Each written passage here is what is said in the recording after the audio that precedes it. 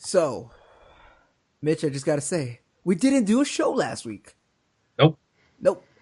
We were, I mean, I But there was, were there were reasons for that though. It yes, wasn't just out of laziness. I was at PAX and I had no time really. And there was, I had I had a migraine when we were yeah, supposed to record. yeah. So, stuff like that happens, but PAX was awesome. PAX is always awesome. I don't know if you've ever been to a PAX, We Mitch. don't get packs over Oh, I here. thought they get PAX. I know they tried to do it. I know there's one in Australia. I Yeah, think yeah. there's one in That's Boston. happening right now.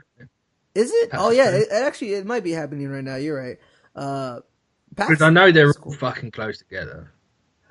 I just know that like it seemed like it got smaller this year at the PAX year, and it was a lot of indie games and all that. And I tried to Switch. That was kind of the big like thing. And also, you don't even want to know. I had one of the biggest rants along with a friend when we ate the food at the convention, and we know better. Convention food sucks. Well, It's also over here the con food I've had is really fucking no, good. it is terrible here. Overpriced and not even that well cooked. Yet we decided to be idiots and still buy it there, knowing full well how con food is in the States. We bought a pizza, slice of pizza, right? Tasted like cardboard. Legit cardboard. Oh, that's the worst. Oh, and we wasted $5 on one slice of like kind of a large pizza. When That's honestly, not bad for con prices though. I mean, I think it was like $6 for a hot dog though. But it just That's all that all alright. that food reminded me of like like not even high school food, but school food. It reminds me of school food for some reason. They look like they have the same kind of covers and stuff that school food used to be in, and I don't think that's a good thing having convention food be school food. It's Well, I mean, school food's supposed to be good for you, isn't it? Well, it is over here, so that would be. no, no, no. And it's also just like school because there's always that connotation that school food is terrible, but there's only certain types of school food that are just like that were not good, but they were classics, like the spicy chicken burger. Like See, clearly, we had the turkey Twizzler, which was incredible. I don't know what that is. Oh, it's literally just like the shittiest processed turkey Oh, in a coil. Like think of a spring with breadcrumbs on it, made out of turkey. oh wow. Oh. And it was that, and Jamie Oliver came out. He's like, "No, we're gonna ban these. They're awful." And it's like, "Fuck you, you lispy prick! I want my turkey Twizzler back." See, it's similar to us and the spicy chicken burger we had, or sandwich, whatever you want to call it, because we all know if it's just like they put it in the microwave or something to heat it up or whatever, but it was just so just addicting. That spicy chicken sandwich, you just wanted it, and Probably especially all the stuff. true. But there's also this thing in breakfast time when if you were to go get breakfast before 8:30, before they ended it or whatever, you could get a sausage like link, not a link, but this like patty and a pizza like a square pizza type thing, and a biscuit, and then you'd kind of put that all together, which was don't know why. I don't think that's healthy, but we did it sometimes. So life was simpler. It's really weird hearing Americans say biscuit because I know full well it's not actually a biscuit. Well, our biscuits, you know how our biscuits look. It's basically a scone. That's what your biscuits Is are. that a skull? Is that what it is? Yeah. Oh, well, I didn't Or know. I think you call scones English muffins. I'm not sure.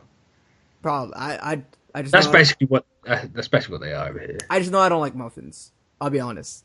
Not a muffin guy. So Well, are you referring to muffins as that cupcakes muffins, or what do you class as a muffin? it's like it's not a cupcake, but it has the like No, your muffins are what Egg McMuffins are made out of, isn't they? what are made out of? McDonald's, you know the Egg McMuffins. No, I'm thinking like a muffin where like a blueberry muffin where it has that cupcake Oh, and underfeel. an actual muffin, yeah, Yeah. yeah. I thought you said that muffin, so I was like, I don't like those type of I don't like muffins like that type of muffin altogether. So yeah. Welcome to another show. Welcome to another episode off the page. I think this is 48.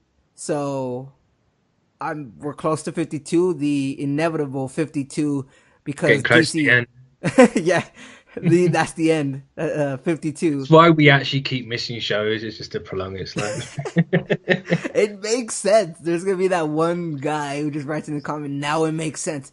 But I had the speculation all along. They just prolonged the inevitable. He's got that Charlie Day gif going. It's all the connected dots. True. But yeah, Joe, Mitch on Twitter at the Joe Aranda. He's at Mitch692, which I've been telling Mitch this, and I've talked to other people just in general. Like, I still want to change my username, and I don't know why. Maybe I just want something clever. I don't know. I missed the boat on having something clever because now I've had my username as my actual name for the longest time. That if I change it, I don't know what's gonna happen. You know, what if Obama starts tweeting at me at like the one where my name is my username, and then I change it, and now he's not tweeting at me no more. You know. Well, Obama's not relevant anymore, is he? It's true. Yeah. But I don't know. I think it's awesome if you have a cool, clever username. I just want to. But this thing, you can't force that sort of thing. No, and I had a lot of cool stuff that I always thought of putting, but I just put my name because I don't know. I thought it'd be easier if you Google my name, you could find my Twitter faster. I don't know. Haven't you heard How of that? many Joe Arandas are there? There's actually a couple. There's a couple. Yeah, there is a couple. Which the one thing is though that what I hate about Twitter is that they just keep these usernames locked, even if someone hasn't tweeted in 7 years. Yeah, that's bullshit. I just delete the account. I always say, especially something with PSN and like Twitch, you should be able to change it at least once a year. Your username. You can change a PSN. No, but like, I mean, I'm thinking of like Twitch and PSN where you can't change it. You should be able to change it once a year. You can change PSN. No, you can't. You can't change your name. You can. No, you can now. Like, You can. They changed it. Your gamer tag type thing? Certain of it. No way. No, yeah, because I'm certain they did it because they yet again looked at Microsoft and went, "We can charge money for this." No, it's still like. You sure? I'm certain they did the whole $10 to change it. No, I mean, or else you probably see a lot of people actually change their names. I still don't think so. I'm gonna Google this. I tried and I don't think so. So. Can you change your PSN ID? Should put that. The first name change is free, while additional changes incur a fee. No way. Yeah. I tried doing that and it didn't work. Can you change your PSN ID? Is what I just asked. Oh no, ignore that. No. See, that was a survey. We're still on this. See, that's what I've been saying. Once a year, good enough, especially for something like Twitch and PSN. But also, I don't see like you can change as many times as you should, like you want to. Really, no. Why I get the once a year? That's too much pressure. Not changing it and all that, but at the same time, Twitter should just delete these old accounts that nobody uses anymore. It's stupid. Oh, yeah. Stupid.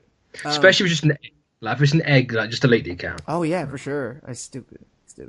Yeah, we do got some news. A little bit of actual news, and actually big solicitations coming out, or that came out for April 2017. So we'll talk about that. We'll mention the better comic that we had last week, or the better comics that we had last week, but we'll mostly talk about this week's comics, just because it's more relevant. And yeah.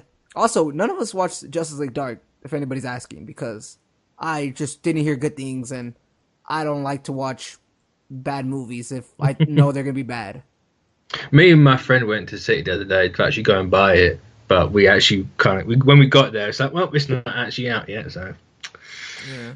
Time to go back home, I suppose. You know what, though? Some would argue, me wanting to go watch that new movie Rings would mean that I'm like, literally going to go watch a bad movie, but I don't think it's going to be that bad. That's why. I don't think it's going to be amazing, but I think it's going to be your kind of horror movie that you laugh at.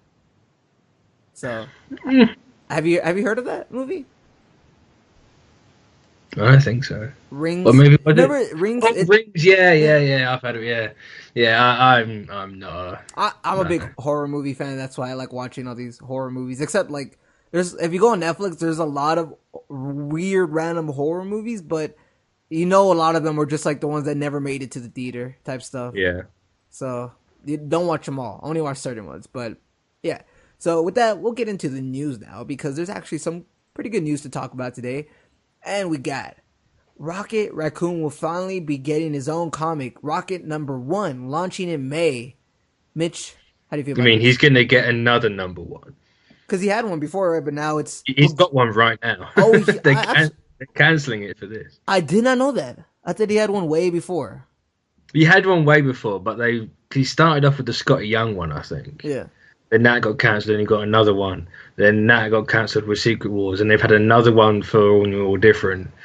And now that one's getting cancelled for Marvel Now 2.0. Not gonna lie, this one looks pretty suave. You know, it could be a heist book, but you know it's just gonna be a comedy book. They say the Maltese Falcon if the Falcon was a detective. Mm. It's being written by the guy Al Ewing.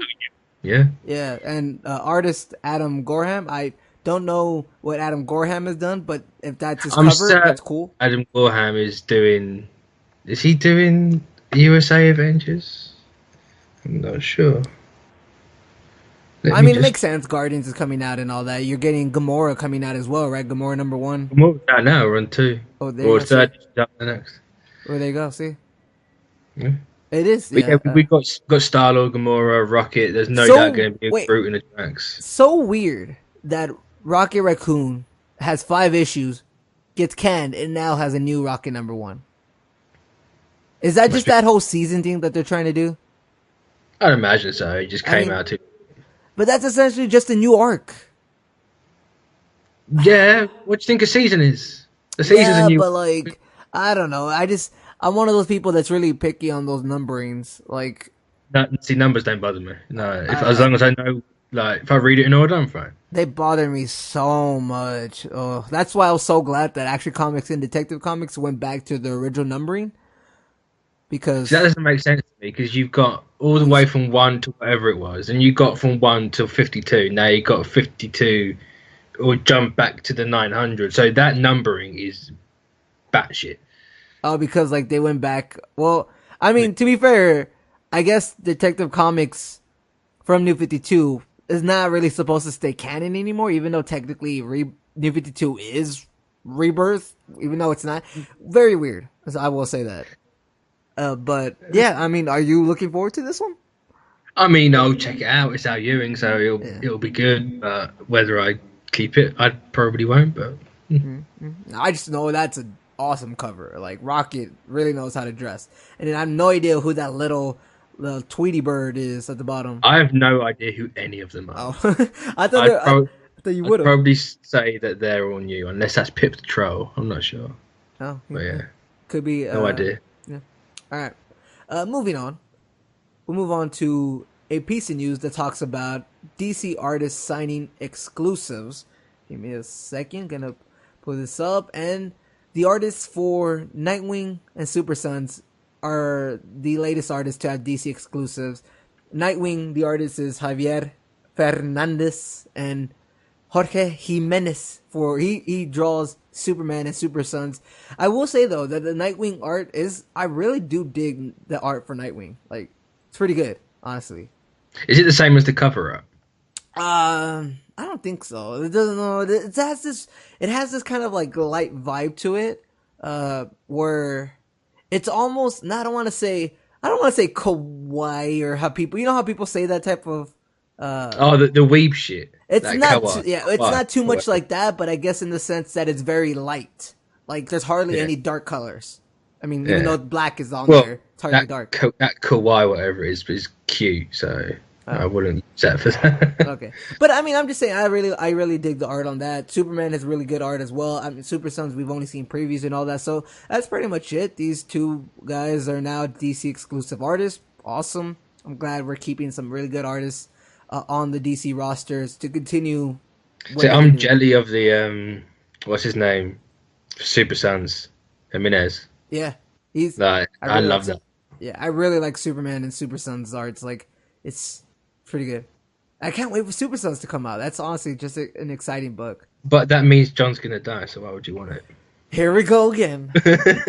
Every time it's brought up, he's gonna die. Every time it gets brought up, you get caught out on Twitter or something, or on. Someone in the comments last time put like, "What's with Mitch and like John dying?" It's just a joke, but it's gonna happen. I mean, it's a possibility it is gonna happen, but I am.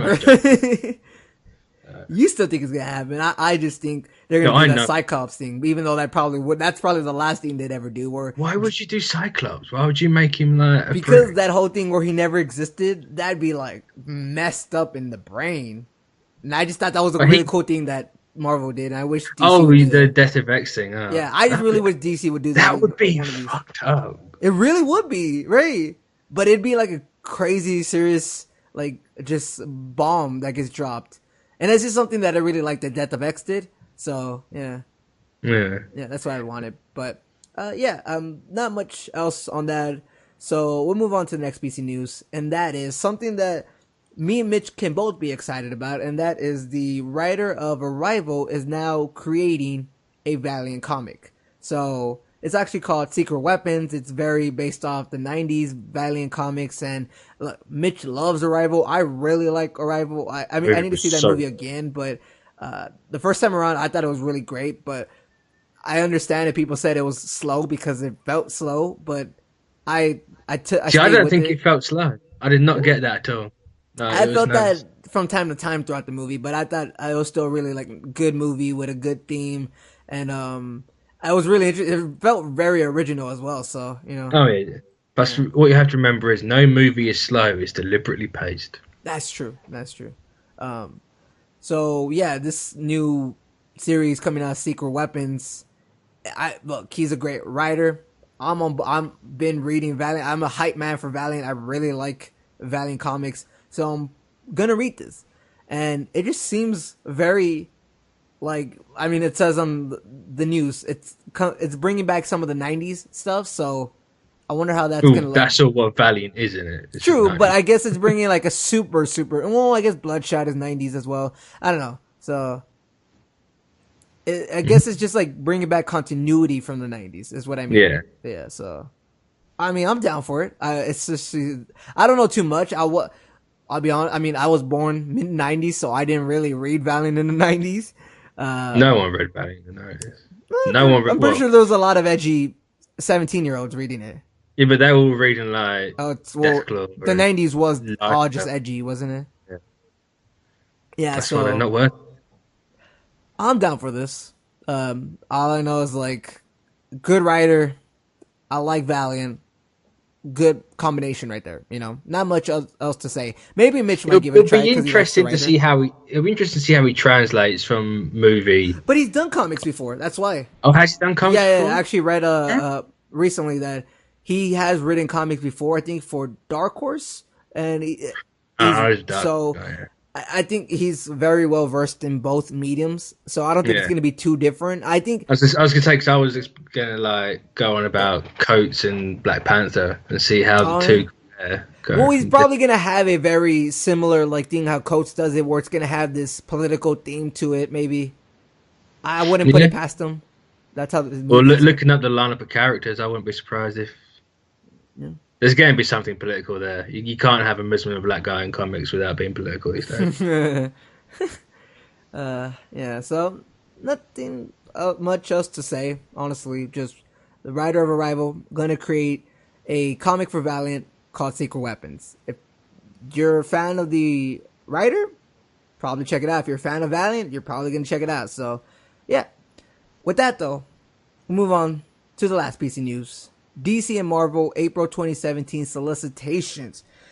Exciting times we are in, Mitch, because there's a lot of stuff happening in April for DC and its rebirth stuff. Like a lot of big things that are going to happen in March and April. And I don't know about Marvel, but man, I'm about to be probably blown away because all this rebirth stuff is going to they're going to unleash some secrets now and tell us some of the truths. So, so as we do usually, with these solicitations, we go one at a time. Who wants to start? You want to start?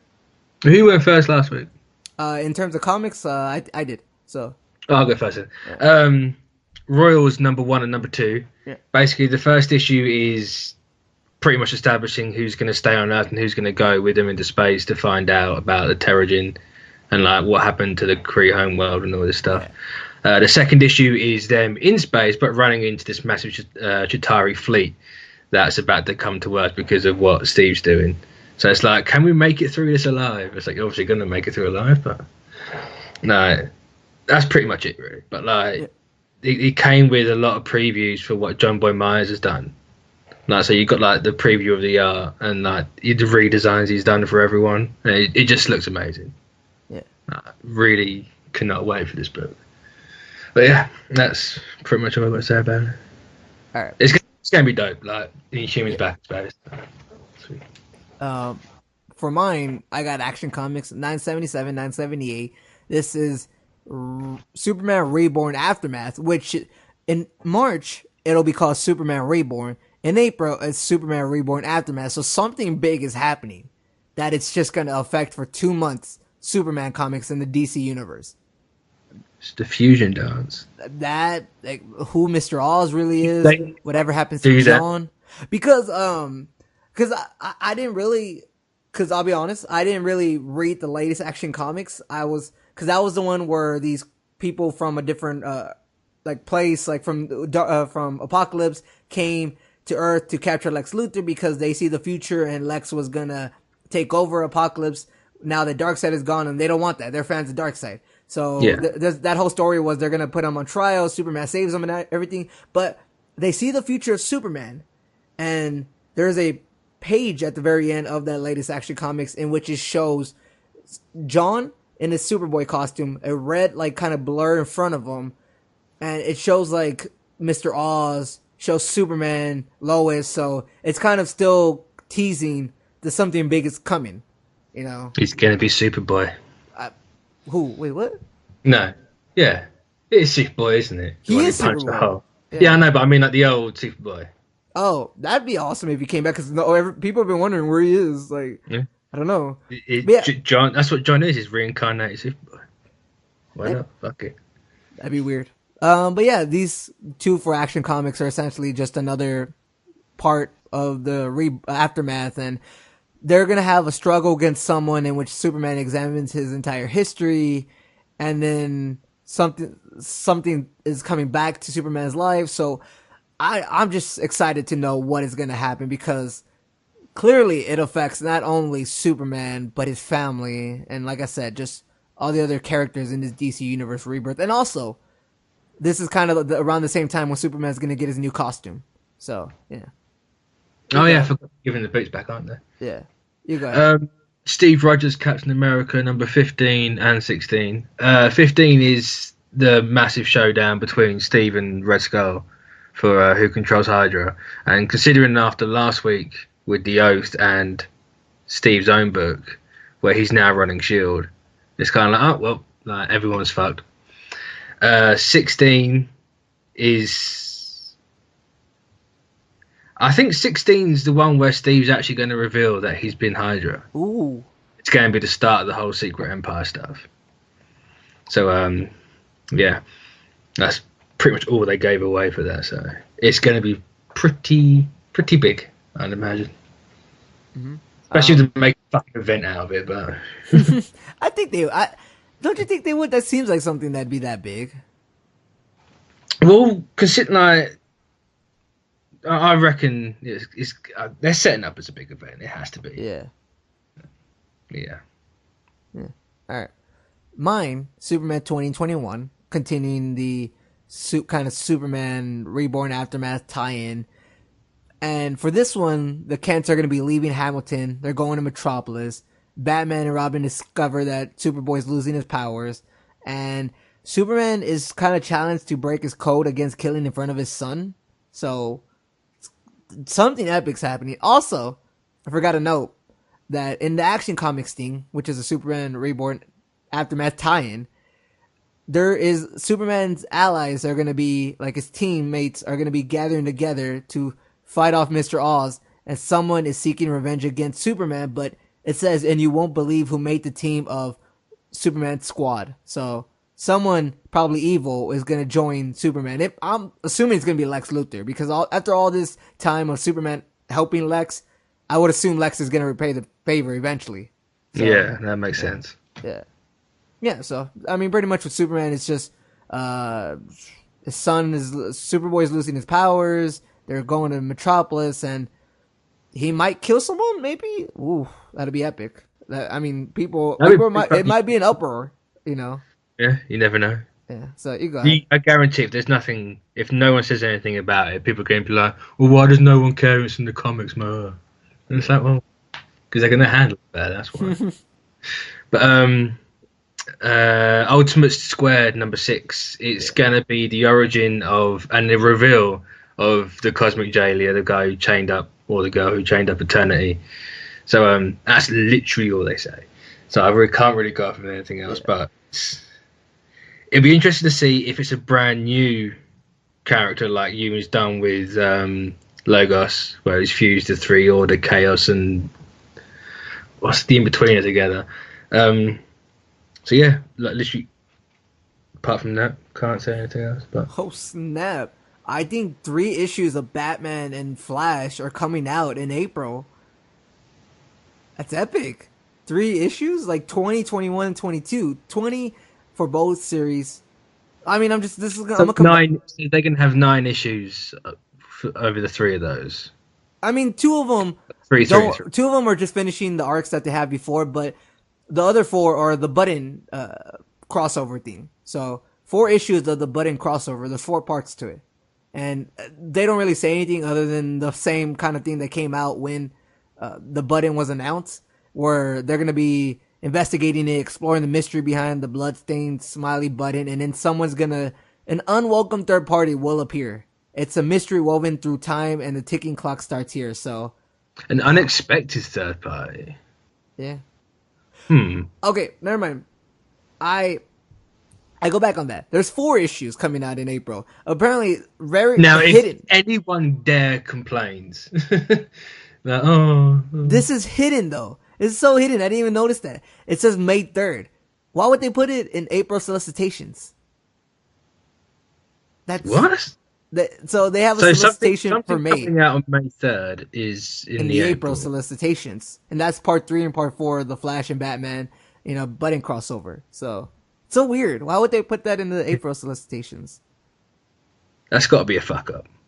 Yeah, I don't. That's so weird. But also, one comes out May 3rd, one comes out May 10th. So weird. But yeah, I mean, that's Flash and Batman. You're gonna have the Button crossover, and I don't know, man. I want to know what happens, but hopefully it's worth it. Hopefully, isn't this crossover and Superman Reborn finishing at the same time? This crossover is starting, I think, as Superman Reborn ends. So yeah. So I mean, maybe whatever happens in Superman Reborn kind of goes to the Button. Yeah. Maybe when Mr. Oz is shown, or surely they both have to lead into the same thing, because something's happening after that, isn't there? What do you mean? Well, isn't Mr. Oz getting revealed? I think so. Yeah.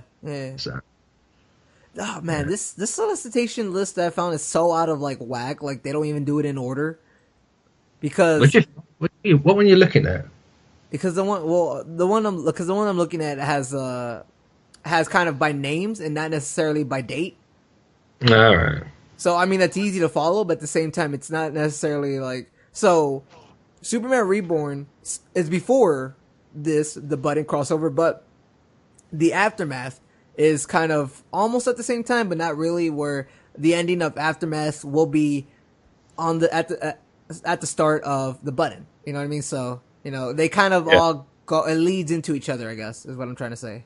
But damn, I mean, this is about it. Hopefully, people talk about this in a good way. Because if people start talking about this and it's just oh, that was shit and everything, wow, they're going to be in trouble. Because this is kind of their big thing they've been leading to, this type of stuff. Oh, yeah. So God, again, I know I say it a lot, but can you imagine if it all goes to this? I hope not, because I really am liking everything that's happening so far. And it'll just be terrible to, I'm reading it and it just ends up being something stupid. And I'm like, what? I mean, man. But yeah, I mean, that's essentially for Flash and Batman. In April Solicitations. Also, people out there, do it by date, not by names. Just saying. I don't want to name everything I've ever looked at by date. Really? I'm looking at the wrong website. Must be. Go ahead. But USA Avengers #5. Steve Rogers is going to be taking over the team. So he's going to be in control of Shield. He's going to be in control of Hydra. probably the United States and the USA Avengers. So yeah, he's going to be a very dangerous person.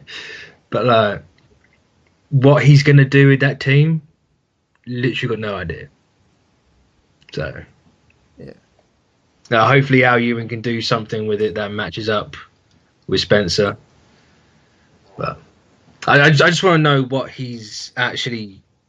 Like, we know what he's planning to do with the whole taking over Hydra and S.H.I.E.L.D. and everything, but what is his end game?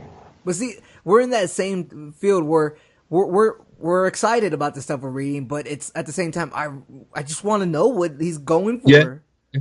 You know, I just want to like you kind of know what he's going for. It's what Cap's always wanted, but it's just like, what are you actually going to do once you've got here?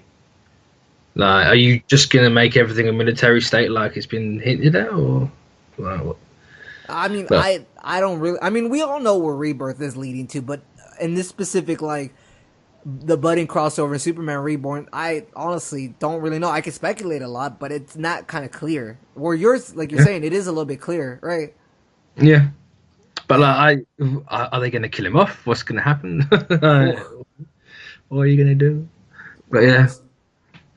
So he's literally just going to be infecting every single book at this rate. Damn. I say infecting like a bad thing. That was a weird choice of words. But yeah. Yeah. All right. My last one, and it's hard. I mean, I'll talk about the whole Nightwing thing later, but I guess what I'll be mentioning right now is that Hal Jordan and Green Lantern core, like, thing. I mean, maybe they changed the name because it's on the Solicitations is titled Hal Jordan and the Green Lanterns, but it's Hal Jordan and the Green Lantern Corps at the moment. But apparently, someone from the future arrives, and they're wearing a Green Lantern ring. So, don't know what this could mean. And it could be fucking anything, kind of, really. This also is the time after. I think I'm so glad if we're going based off this cover, that Kyle Rayner doesn't give up being the White Lantern. I'm glad. I wanted him to stay being White Lantern. I know it makes sense story-wise, like his arc is done, he's not White Lantern anymore, but you need space Jesus with you to fight all this stuff, you know? Yeah. So I'm because I think in February or March, it's when the solicitation said that Kyle Rayner would contemplate giving up the white ring for the green ring. So hopefully this cover means that he's not giving it up, because that's what I want, but I mean, sometimes you don't always get what you want. So yeah. Well, you got to depower everyone if you're going to face something like Manhattan. So got to make it a challenge. I don't think this is necessarily going to be too much going on with the whole Rebirth aspect to it. I think this is just a Green Lantern story where someone from the future who got a ring from the Green Lantern in the future has come back in time and has secrets in the ring that will either save the Green Lanterns or eradicate them. I definitely think this is just a Green Lantern story. I don't think this is probably going to have a lot to do with Rebirth, because you would have thought it would if they're from the future. Cause it's kind of like, well, what? But at the same time, Hal Jordan and the Green Lantern Corps hasn't necessarily had the Rebirth teases like Superman or Mr. Oz or like Titans. Or it could start with that. You don't know. It could. I mean, it's one of those ones that really hasn't had one of those teases, which is weird, because you think with the Green Lantern Corps being kind of a massive staple. The space cops of this sector of the universe, they would know some of that stuff that's going on. And I could be wrong. Maybe there was a tease that I just forgot, and somebody will probably mention it in the comics, because we all know when you get something wrong, they will mention to you in the comics and make you feel bad. But at the same time, I just don't remember a tease about Rebirth and the whole Watchmen thing going on in Hal Jordan, which is weird. Yeah. But it is what it is. So, yeah. I mean, we'll see what happens with this whole mysterious time traveler thing. All I know is I think this is one of the best series Rebirth has, and there's a lot of them, honestly. It's hard to say if this will make the top 5, because I still just need to... Every time I think one is going to leave the top 5, it comes back next issue and it's like, oh, it might be back in the top 5 now. This is why you don't bother with the top 5. No, I'm not doing a top 5, but in my head of like, what are just the best 5 comics in general from Rebirth? That's why you don't do it, because it just constantly changes. You're right. This is why I also don't put numbers in my reviews. I'm not a fan of numbering. Yeah, I think that's I find it a weird thing. Like, why assign a numerical value to justify an opinion? It's kind of like, right.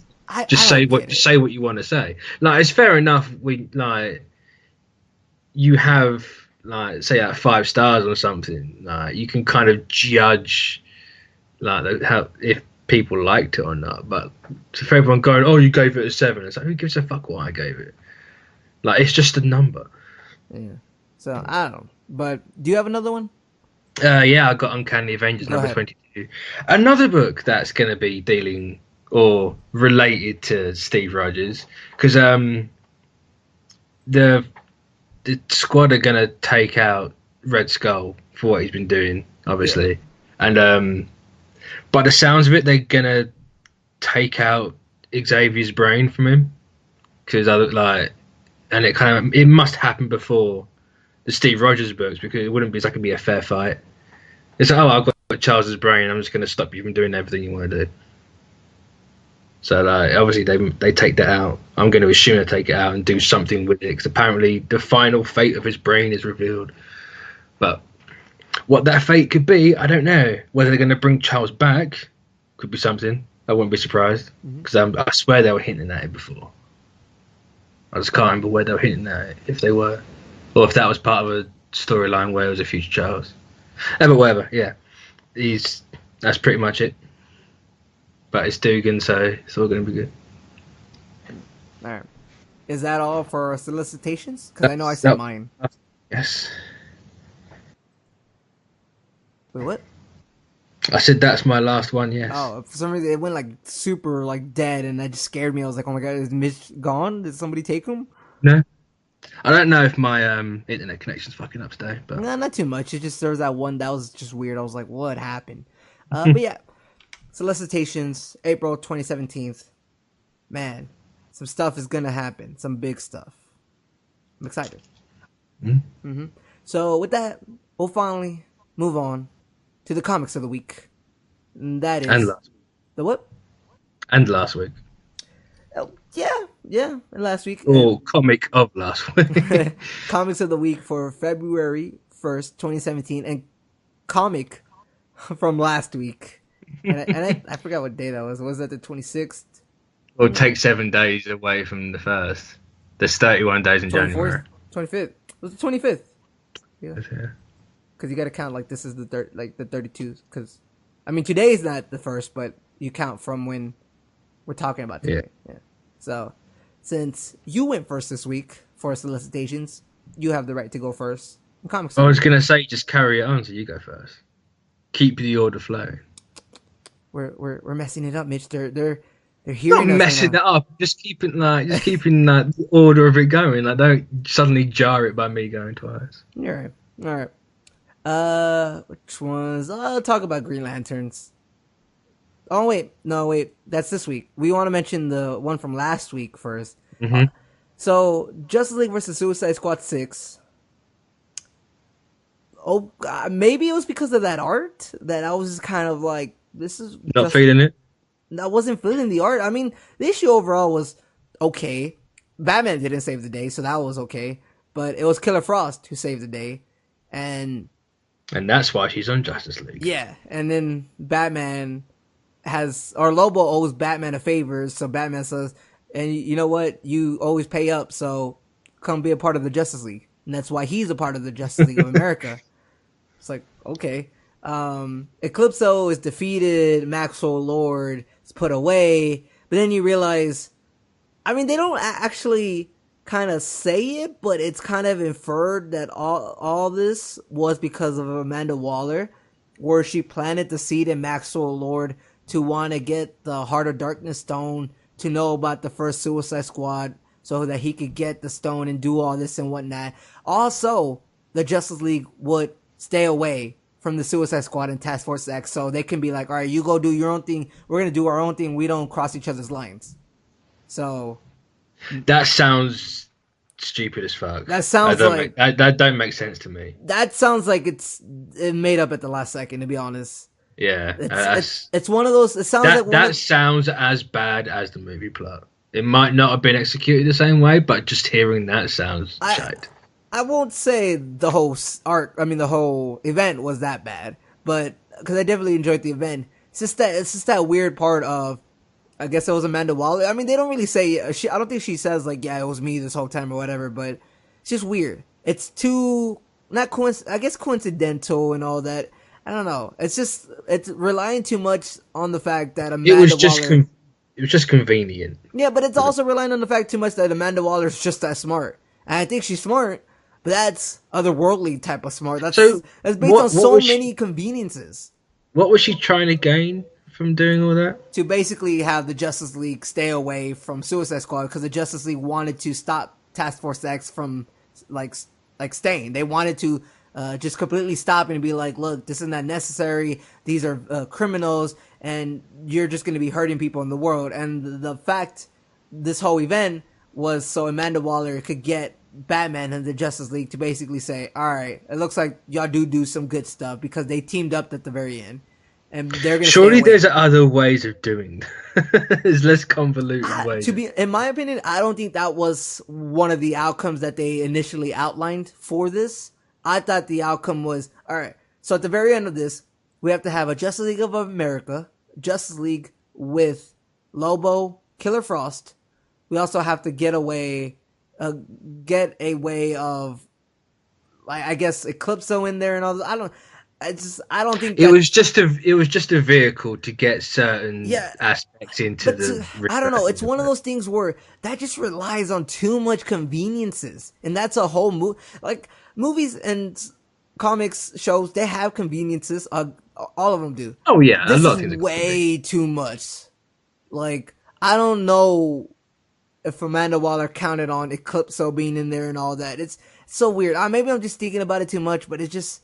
That part of it was just very weird, out of place to me, and they didn't necessarily it didn't make it the best, like, event ever, just because that happened, but overall, was a cool event. You know, not too much happened. It was nice seeing Eclipso, though he's still gonna be around, which I thought they killed him, and my kind of reasoning, my speculation was that we were going to have events leading up to the whole Watchmen thing, right? And I thought that Dr. Manhattan was going to recruit all these villains that we see in the event, like Eclipso, who was the main villain in Justice League versus Suicide Squad, and then maybe like another villain like Doomsday or something. He was just going to keep recruiting all these villains in the events. You know what I mean? Yeah. So maybe that could happen. Eclipso's still alive because they show a panel of these kids in the Arctic, I think, this kid and his father, and then there's this stone that looks like the Heart of Darkness stone, so he's still alive. Just gonna put it out there, but yeah, it was just cool. Like, nothing too, like, earth-shattering, I would say. So, yeah, that's all that really happened last week. Fair enough. Well, first off, I just want to mention IVX number 3. Mutants can again fuck off. No, you don't have Black Bolt in like what looks like a fucking Bacta tank from Star Wars or whatever the fuck they're called, and what looks like they're trying to weaponize him. So it's kind of like, what the, like, you seriously just lost your way. Yes, it's Emma Frost doing that bit, but they're kind of like helping her do that. So they've just lost their way completely. But it's still okay. But the main one I want to talk about is the Steve Rogers and Civil War 2: The Oath, because it proper pushes the whole Secret Empire, even though the Oath is basically a Secret Empire tease. But in Steve Rogers, it's Maria Hill's no longer in charge of S.H.I.E.L.D. Like, she's been ousted. Like, they found her guilty and they've kicked her out of director. Steve puts forward Sharon's name to take the job, but Sharon doesn't want it, so she puts Steve's name in. So it's kind of like, he obviously wanted it himself, but it's like, I can't put myself forward, so I'll give her name forwards and do it that way. Maria Hill ends up giving Captain Marvel the plans for the S.H.I.E.L.D. to go around the planet, because she knows she's the one more likely to do it. But with the Oath, it's... Did you ever read The Confession? I think it's called The Confession, after the last Civil War. No. Where it was Tony like talking to Steve when he was dead. Yeah. Well, this is basically the reverse of that. Okay. Where they even do that panel of where Stark was over Tony. Yeah. But this time it's obviously Steve talking to Stark. it kind of sheds some light into what Steve wants to do with everything, because like he's confessing everything to Tony. He's like, all the superhero community's lost their way. They come like ivory tower elitists, and like it's kind of like that's very self-aware of them. Yeah, like how the people have like become disenfranchised, and like they don't feel safe with these people, like just running amok everywhere, and like it proper goes deep into that. And it's at the same time Steve's inauguration for Director of S.H.I.E.L.D. And I'm certain they say they don't usually do this massive like celebration, but because it's Captain America, they did. And like you have Miles sitting on this rooftop, and Nadia finds him. She's like, "Well, why aren't you there?" It's like you didn't kill him. And he's like, "Why does everyone keep saying this? Like, just because it didn't happen that day doesn't mean I'm not going to kill him another day." But he then jumps to Steve talking about that, and he does the whole like, everyone only saw that one bit. I saw everything, and we get the glimpses of everything. It's pretty much Hydra just turned the states into a military, like a military's own state, and like, but it's at the same time it's got its ups. Like the economy is apparently at the highest it's ever been under this whole Steve Hydra thing. So and that's pretty much where it ends. So it's going to be pretty fucking big as long as he carries that on. But yeah, I need to talk about that because that was just so fucking good. Mm-hmm. And I think it was Noto who did the art for The Oath. I can't remember, but yeah, those are my last week. So quickly before I move on to Green Arrow for this week, I forgot, so I had to look back. But yeah, you're right in the sense that this event is kind of a vehicle in a sense. But there's two things to notice. They teased the Justice Society. They also tease Legion again with the Emerald Empress, who's also going to make an appearance in Supergirl, and and also they tease something called Task Force XI, which might be 11 because Task Force X might be 10. So I don't know. It's weird. There might be another task force out there, and yeah. Well, I suppose there was always one. What did they call the original task force? Yeah, the Suicide Squad, the original one, the one that Maxwell Lord went to go get. It's just like I still said, it's still based on so many conveniences that I don't know. It just sounds like Weapon X at the minute. Well, Weapon X. Moving on to Green Arrow, though. Wow, this series is so political. I swear. Ooh, it's Green Arrow. It makes sense. Character, yeah. Yeah, it really makes sense, but I still really like the art, and it's that whole because these cops are tired of the criminals trying to take over their city, so they decide to make their own squad to go out there and kill criminals and stuff like that. And then Green Arrow has this famous line that people will use against the Arrow character from the show, saying that how many people have you killed in the name of keeping the city safe? Do you realize how insanely backwards that is? So people isn't he killing again in the show now? No, not really. I just think that's a problem with the writers in general. He's not really killing someone, but the writers are making him unintentionally kill someone just because they don't. I have the whole rant that I should go on that. I have the whole rant that I want to go on that because it's not only with Arrow, it's with all these movies, TV show writers, and comic writers who think, oh, our heroes doesn't kill, so we can have them destroy a helicopter, even though we all know there's somebody flying that, so they technically die. What? That was an Arrow, wasn't it? Yes, but I've seen that in other shows and movies. I'm like, these writers lack the consistency to write a good hero. But that's the argument. Like the whole argument is, it's like, well, Batman must have killed people over the years, like all the shit he's done. So it's like, it's like Superman must have unintentionally killed people. I guess so too, but I mean, at the same time, I'm pretty sure Superman didn't just go straight through a helicopter. Oh no, it's like, I'm sure Superman went through buildings. He must have unintentionally killed someone. So this is one of those. The bit you should be complaining about is how did a single arrow take down a helicopter? Well, it was an explosion arrow, so. It had a bomb in it. Hey, Green Arrow's using some trick arrows nowadays, alright? He had an arrow where a parachute came out. It's only taken him like 5 fucking years. It's true. This is true.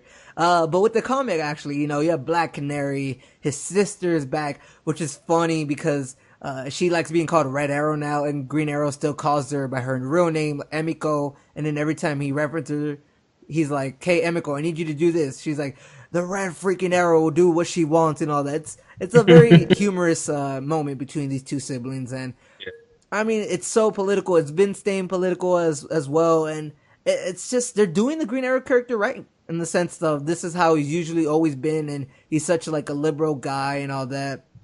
Yeah. And also, they kind of like put him to the test on saying like, if we put this guy, will you kill us to stop us from killing this homeless guy and all that? And he doesn't because someone else kills those guys, but I guess he doesn't kill him, so that technically works, right?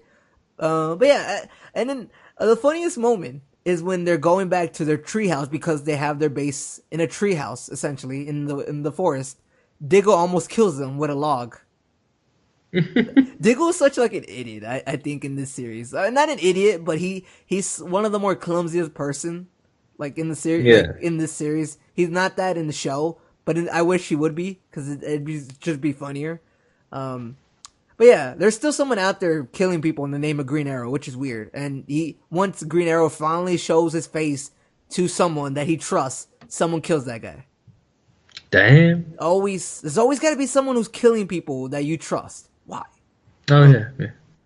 Because that makes for compelling storytelling. This is true. This is true. So yeah, pretty much it. Yeah. What you got? Unstoppable Wasp #2. For if you're tired of politics in comics, which I will actually get to more later on. But it's what are you gonna say? No, nothing. That's probably. No, sorry.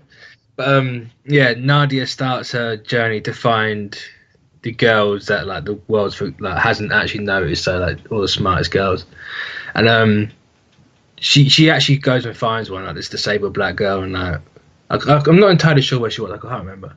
But like she's in like this rundown apartment, and like she's this engineer, and she has like a little holographic recruitment cube. Like it has this hologram. She's like using the whole Moon Girl as the example. Like Moon Girl was like unknown, and then she became the smartest girl in the world. But this new character's like, "Oh, have you recruited her yet?" She's like, "Nope, actually, that was going to be my second stop." And then she's like beating herself up. Why didn't she actually recruit the person that's inspired this whole thing first? And it's kind of like, you probably should have done that. But they end up going to meet Luna or Moon Girl, and then they're like attacked by a giant rat, which like is only giant because it's got this band that Nadia and her friend made in the Red Room. Yeah. And like they beat the rat, and like Nadia chases this person down that actually turns out to be Nadia's friend from the Red Room. And that's very. So it's kind of like, oh well, that's a bit of drama for this book that's just been happy and cheery. But yeah, it's just a nice change of pace compared to everything where it's so like politically heavy. Yeah. Like it's nice little funny, cutesy, charming book. But yeah. All right. My next one. Because I want to save the big reveal kind of for the end. But I got Superman 16. That also has a big reveal at the end. And it's... The thing I will say about this issue is it might be a little bit rushed. Because there's not necessarily a whole lot of fighting. But at the same time, they kind of just really go fast through the fact that there's this villain named Prophecy. And he's stealing Superman from the multiverse so he can siphon their powers and he could get more powerful because he knows that something is coming. He knows that there's something out there that he has to fight. He thinks he's the savior of the universe and stuff like that. So clearly he's talking about Manhattan. But they really go fast through it, I want to say. And also a Flash dies. So that's... Damn. I don't know why. Well, I guess he used the speed to build a ship that can travel through the multiverse because it took 1,000 years for the last ship to be built and then that got destroyed. So he essentially went through 1,000 years in the span of a minute. That would probably kill you. Yeah. using all that to build the ship. But yeah, there's that, and awesome moment in the fact that I guess new Superman, like the Chinese Superman and Superman and Pre-New 52 meet in like a enslavement camp. Awkward, I guess. Oh wow. Because that's awkward for the Chinese one. Just be like, oh, yeah. this is why I don't go to America. Because this character, Prophecy, once he steals the Superman's powers, he throws them into like this place where they're just digging up graves and stuff like that. And there's it's like a camp where they're all just being slaves essentially. So yeah, it's so weird. But I was hoping there'd be a bigger fight, but at the same time, it's kind of cut short because Mr. Oz.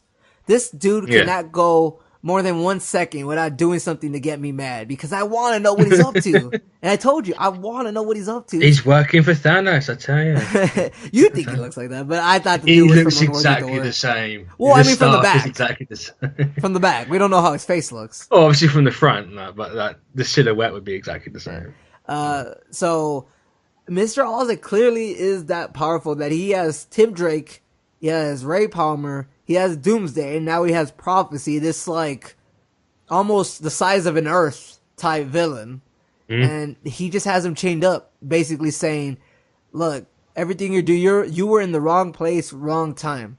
So I had to take you out. You're going to mess everything up or something like that. So it's weird. I don't know. Like, plus, next issue of Superman isn't necessarily anything big. It's going to be a kind of Superboy related issue where he's going to have some adventures with a girl in his town. And then after that, it's that whole Superman Reborn thing. So they're going to give you a breather. Just so not only are they going to give him a girlfriend, they're going to kill him. Oh, that's sad. Oh, I've been waiting for him to kind of make the move on that girl that was in the we got introduced a while back ago. I guarantee it'll be the last thing he says. Oh, like he holds her hand and then he gets taken away by Mr. Oz. Like, wouldn't that just suck? I mean, I'd be so mad. Like, he holds her hand and stuff like that. And it's like, you see them both in their eyes, and then Mr. Oz just appears out of nowhere as a cliffhanger and says, "You're coming with me." I'd be like, what the heck? Mr. Oz is a kitty toucher. This dude is just like stealing people from across, like, he's stealing people that would get in the way, I guess, of something. And it seems like he might be in cahoots with Manhattan. But we've always thought that he was supposed to kind of be against Manhattan. That's why he's Mandy. Yeah. No, but we always thought that he was supposed to be against Manhattan because it seems like he was trying to create something to get everybody ready. But I don't think that's the case, and it's kind of been teasing that for a while now that maybe he's working with Manhattan to kind of get everything ready for him to come to Earth. You know what I mean? Yeah. So he's taking all of these characters that are important and are messing things up that would maybe reveal the secret early. Maybe like he doesn't want them to spoil the surprise, essentially. So I don't like spoilers. Yeah, I mean Mr. Oz is basically me. Like, I was gonna say he's basically you. Yeah. So it's interesting. Now that would be some shit. That would piss a lot of people off. Probably.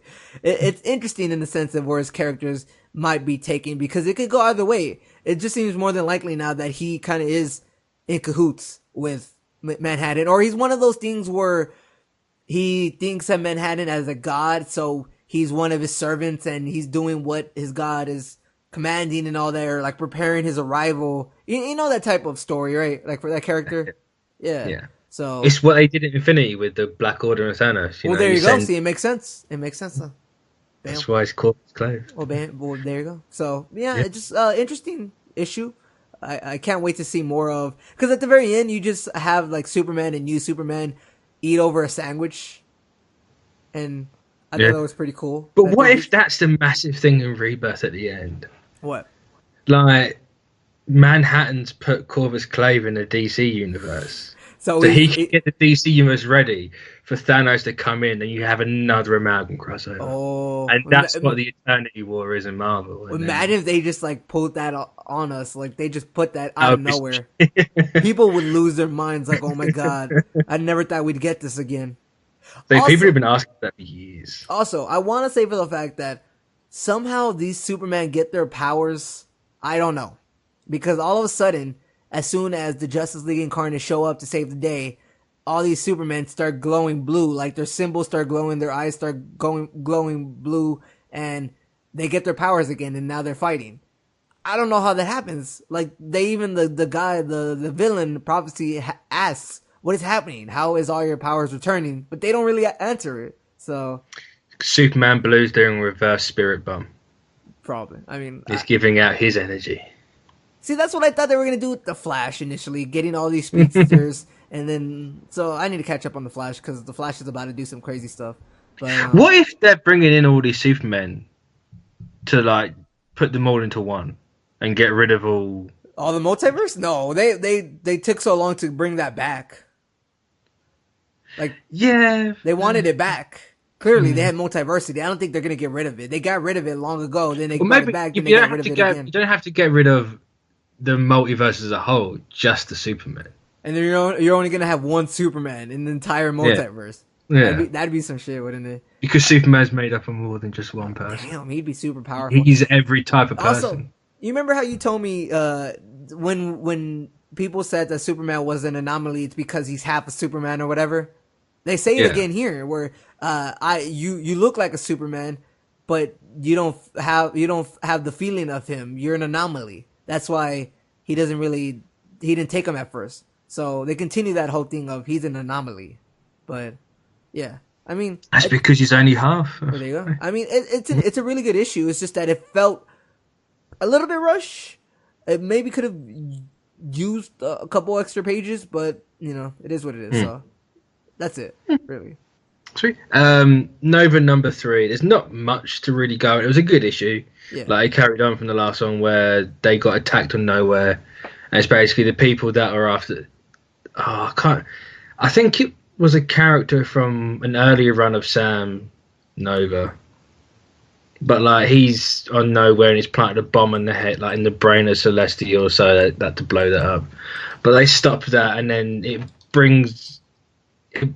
pushes forward like what's wrong with like Richard Rider, because we know that he was dead and he's come back and something's not quite right. Like he's seeing like people like zombies, and like in this he tries to get Sam to absorb the energy of the bomb, because like he kind of finds it a bit too late, and Sam can't do it, but Richard ends up turning like this weird Dead Space sort of looking creature. Ooh. And like just absorbs all this energy. It's kind of like, well, hang the fuck on, like this ain't right. That's obviously going to be Cancerverse related, but it doesn't look like anything from the Cancerverse that I remember, so it's a bit weird.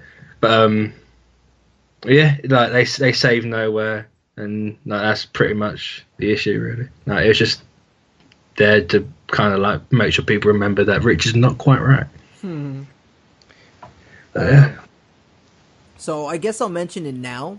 Nightwing 14, and what's the big thing happens at the like the whole issue is like, oh, okay, now we found out who's trying to frame Nightwing, yada yada yada. He saves the day. Also, he's might be in a relationship now, like a actual relationship. Sucks for all those people who are fans of Dick and Barbara, but it seems nice in how they built it up. But everybody kind of knows it by now.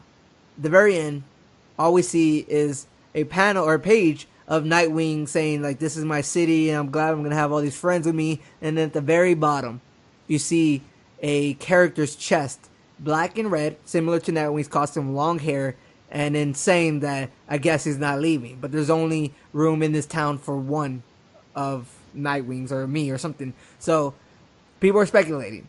Who is this? There's been a lot of things. Initially, seeing that, I just thought of Damian from Injustice, because Damian had the same suit. He had the long hair. Was Damian red or was Damian blue? He was red. Injustice? He was only arrested. He wasn't killed in Injustice at the very end. So, I mean, they've shown up in comics before, Convergence, even though it's kind of like just a glorified cameo.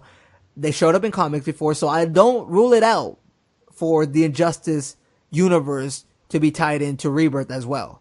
Another idea is that this is New 52 Nightwing, because the last time we heard of Nightwing was at the very end of Grayson, and nothing super big happens, in the sense that like he goes to grabs his blue suit or whatever, but because he had a red suit in New 52, and what people were saying is that this blue Nightwing is something else. He's someone else, Yeah. Either one of them is fake. Let's just put it at that. So It could be. Well, one might not be fake. One might be a different character. One might be from a different universe. It's weird. I'm so confused because there's theories going around and no one really knows the exact thing. Like, this bomb was just dropped out of nowhere. No one saw this coming. To be honest, no one saw this coming. Well, besides the writer. So. Well, and the artists. And the artist. The editor, the letter. Everybody working at the company. But the fans didn't see this coming. So, it's a confusing one at that. Because Nightwing has been consistently good since Rebirth started. It's been a pretty good series. So it's like I've always said. You should pick up. From the sounds of it, is it's another there's two of someone. It's kind of like how many times can you do that? You're like, yes, I get it. Like, this is Rebirth is different from 52. Like, but I guess for me, I kind of like that because there's 3 Jokers. There might be 2 Lexes. There's 2 Supermans. There's a double of everyone, and I hope that happens. Like, there is really a double of everyone, because that would be pretty, I don't know, just cool. It's just matching up with Marvel, isn't it, really? It's what? Matching up with Marvel. Why? What if they've been having doubles of everyone for ages? You know, really? You got 2 Captain Americas, you now got 2 Iron Man, you got 2 Thors. But I think in this sense, it's not more so that these characters were all from the same universe. I know they're different universes. They're the same, and also they're the same characters. They're not like it's not Sam. It's Steve. still a double of X. But in my opinion, I don't think they're gonna stick around in the same way Marvel. Oh no, they're not. Like, I doubt they'll stick around either. But this is kind of. I mean.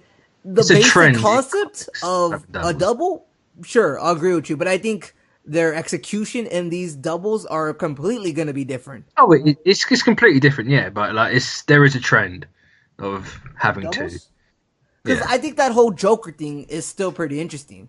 I want that to be resolved already. Was anything actually come up about that? I think Harley Quinn and Batman Beyond might have mentioned it, but they're saving that towards the latter half at the end of Rebirth, I would assume. Also, isn't Tom King's next arc about the Joker? Oh, I will say though that this Tom King issue that I'm going to talk about next, really amazing. I gotta say. Yeah. Yeah, and I think a lot of people thought this was an amazing issue as well. It took only 16 issues, but now. Yeah. People are like... Well, I tell you what, right? Because the next one I'm going to talk about, I'm just going to glance over it. I just want to say this Nightwing is like out of nowhere. Yeah. Go ahead. But it sounds pretty out of nowhere. But Avengers 4. If you like Kang, you would like this issue because it's just Kang. I do like Kang. It's literally, if you like Kang but you don't know that much about Kang, here's Kang's entire story. And then at the end, the Avengers bust through his wall with the Avengers from the other Avengers book, like the original, like the Alex Ross painted one. So it's kind of like, great, I've now got to go back and read all of that because they're right here. But yeah, it's a decent issue. Like it fills you in on Kang and is that the one where it's kind of the old school style? That's the one that the current Avengers have gone and got. Yeah. Okay. Like the 0.1 or whatever the fuck they called it. Okay. Yeah. So, before we move on to the Batman one, because I know someone out there is going to say this about... Yes, I remember at the very end of Grayson 20, he kind of runs off and when he opens his jacket, there's a blue Nightwing symbol in it. But it could still be a possibility that that wasn't him. You know, maybe Nightwing got kidnapped. It's possible, but... Maybe Nightwing got kidnapped and had his red suit on and... Maybe all along Grayson wasn't actually Dick Grayson. Maybe it was like a clone or something. Maybe it was like from another universe. I don't know. Just want to put that out there. But with this Batman issue that came out, Batman 16, wow, it was funny. It was hilarious. Because it's that, I don't know if you've seen the picture that's going around about like the Bat Burger. Yeah, I've seen that. Yeah. That was hilarious. Not only just the concept of that, but everything that entailed around that, because this issue is kind of setting up Bane versus Batman, and that's going to happen in a couple issues. That's going to last a couple issues, but Bane is now coming to Gotham to attack Batman because Batman stole Psycho Pirate from Bane, and Bane doesn't want that. Bane doesn't like that. So Batman has to... essentially Batman has to do something for 5 days to help out Gotham Girl, who has been kind of sick and ever since like issue 6 or whatever. But so while he's trying to protect one of these characters, Bane is going to try to kill him and everyone around him. So that whole Batburger scenario comes out of the fact that Dick Grayson recommends that they talk and meet outside of the Batcave. So they go to Batburger. And, you know, who I just love the scenario, that the fact that not only is Bruce Wayne there, Dick Grayson, Jason Todd, and Damian Wayne are all there. They're all just chilling there. And they all just laugh about the fact that they've all died once.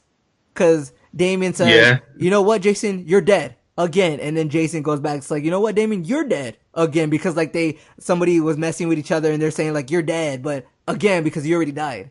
So it was really funny in that conversation. And then when, this character Duke, who's like a Robin as well, technically, he never died he's before. He's the one with the yellow. Yeah. He's got the yellow costume. Yeah. So he's never died before, but when he has Dick, so did everybody die once? And then Dick's just like, yeah, but you get used to it. it's like it's comic. Yeah, it's so much fun too because of that just scenario, and how Batman or Bruce eats his burger by cutting it with a fork and cutting it with a knife and using a fork. That's weird. Yeah, they even call him out. They're like, really? Is that how you eat your burgers? It's like, yeah, he was raised by a butler in a fancy mansion. How else do you think he eats his burgers? Yeah, I suppose. But then it gets serious really quick, and I was like, oh, why do you have to mention that, Batman? Because he tells everybody, like, everybody, you gotta leave, get out of Gotham, vacation, because Bane is coming. I don't want none of y'all to die. And he's like, everybody else is like, no, we can take him on.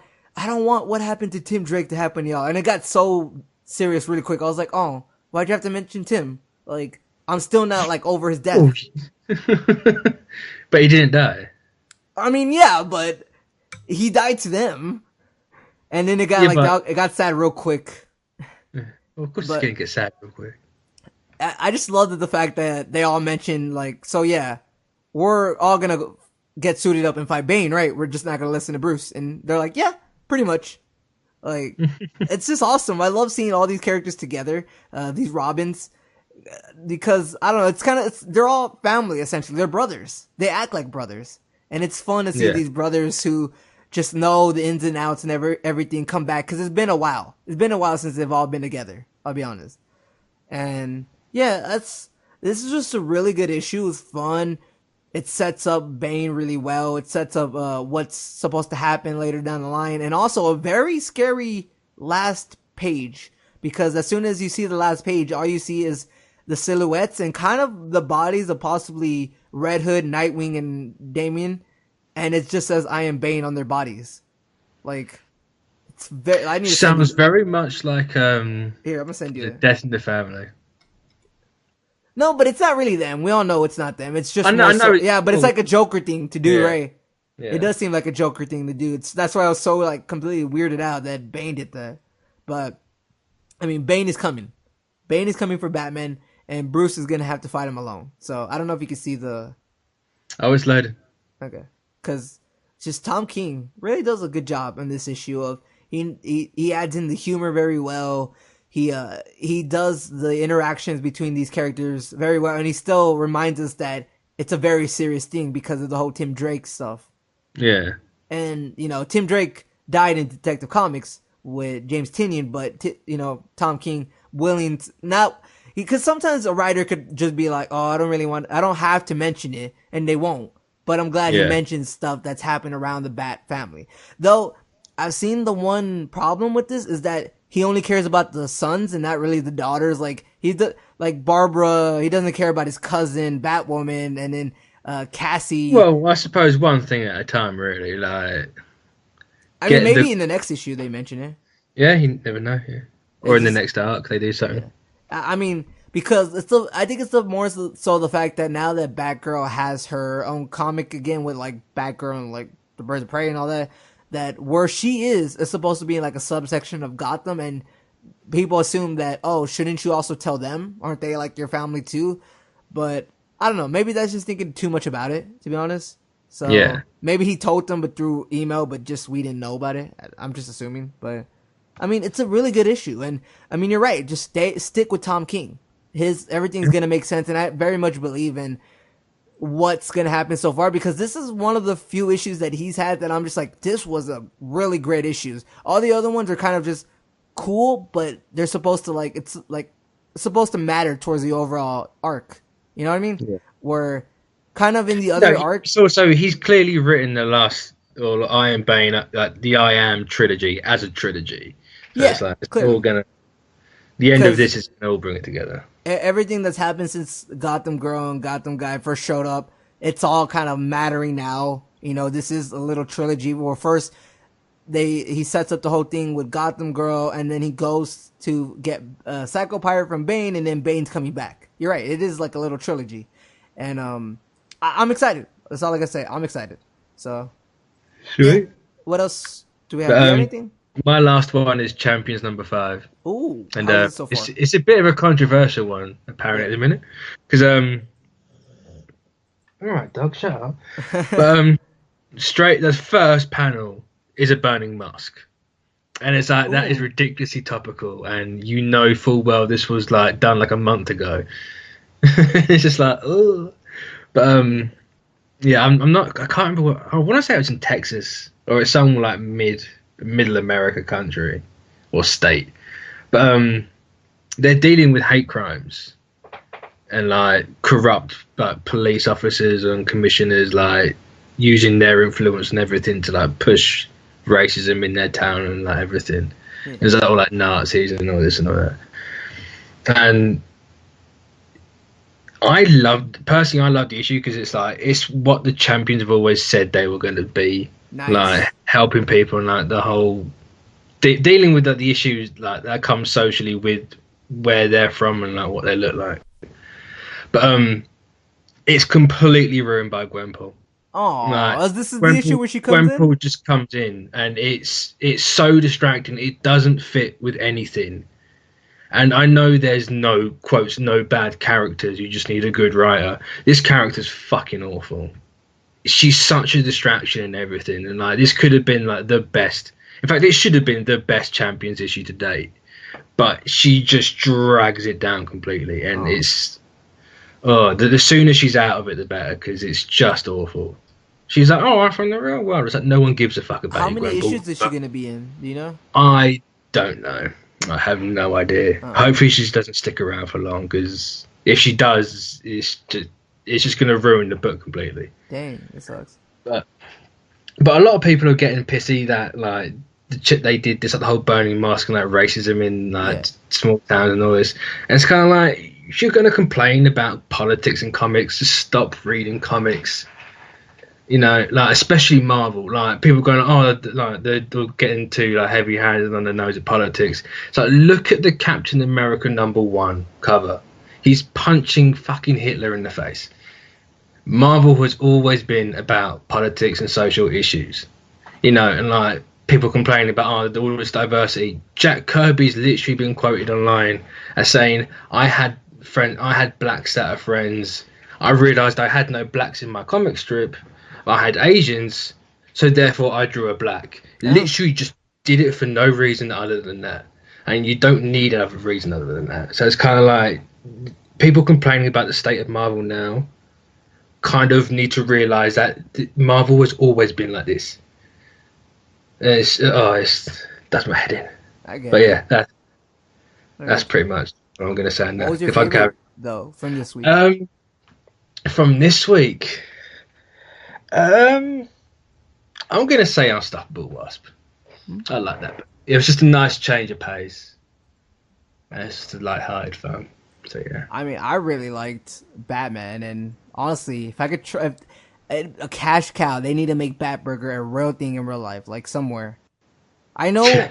I think in Australia is where they sell. There's a DC store where they sell like DC themed food, where you could get a Green Lantern burger with like the Green Lantern symbol on top of it and stuff like that.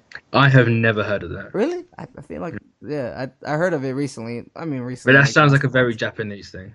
Oh, I thought it was Australia. It might have been somewhere else. It might be Australia, but it sounds Japanese. Yeah, I know it's a thing. I just don't know if it's Australia. I'm just assuming Australia because you know sometimes. Really could be, but yeah. So yeah, I don't think there's much else to talk about, right? No, No, I can't think of anything. no. So I'm, on a side note, I saw a Let's Play for Wildlands. I'm excited. Yeah. It looks hype. See, I was gonna get the beta code for that. My friend actually texted me yesterday saying, "Do I want a code?" And it's kind of like I did the beta for the Division, and it's just kind of like that's bogged down like the entire first couple of missions of that game for me. So it's like I'm going to avoid everything and just I go just in. wish I never, because those are the type of games that you need to stay on top of it. You know what I mean? You need to rank up quick, and then maybe play around for a while, but then you can have a layoff time until the next update where they update stuff, and then you have to go back and level up again. So The Division was fine because I lagged too behind though. That my problem was I lagged too behind. You might have lagged behind, but because I lagged behind as well. I played it when the first DLC came out, and like it like Destiny, it proper dragged you up pretty quickly. But the Division, like you didn't really need to be on level because the whole Dark Zone thing was scaled anyway. So yeah. That's true. But did Wildlands look like it was proper downgraded or? I mean, probably. I would assume so. It's usually that's what happens, and it did kind of look like that, I guess. I mean, I couldn't really tell. I was more so just having fun with the people that were Let's Playing it, because that's essentially what me and my friends are going to be doing.